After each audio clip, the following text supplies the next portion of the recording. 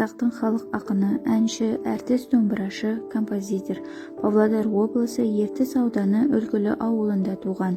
Иса 9-ға шыққанда шешесі қайтыс болып, өлеңші, әңгімеші әжесі жан баланың бауырында өседі. Нағашы ағасы Рахмет оған домбыра тартып, ән салуды үйретеді. 1926 жылы Қызылордада қазақтың тұңғыш ұлттық театры ашылғанда Әміре Қашаубаев, Қалыбек Қуанышбаев, Құрманбек Жандарбеков, Серке Қожамқұлов, Елубай Өмірзақов тағы да басқа актерлермен бірге жаңа театрдың негізін қалаушылардың бірі болады.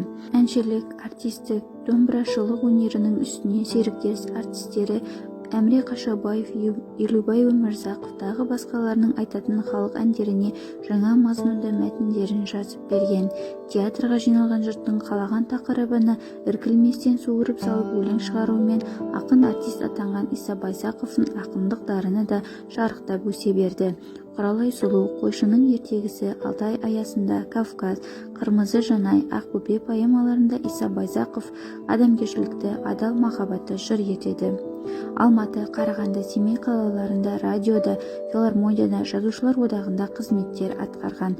Ұлы Отан соғысы жылдарында оңтүстік Қазақстан облыстарында тұрып, ел аралап, үгітшілік қызмет атқарады. Иса Байзақовтың өмірі мен шығармашылығын Есмағамбет Исмайылов, Мәди Хасенов, Рахманқұл Бердібаев тағы басқалар зерттеген. Жазушы Николай Ановтың «Ән қанаты» романында осы аттас кинофильмде әнші ақынның көркем бейнесі жасалынған.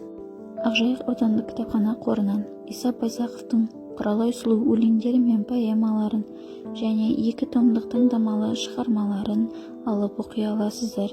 Сондай-ақ Иса Байзақовтың өмірі мен шығармашылығы жайындағы Қирабаевтың әдебиет және дәуір талабы, Бердібаевтың ғасырлар толғауы атты кітаптарын алып оқи аласыздар.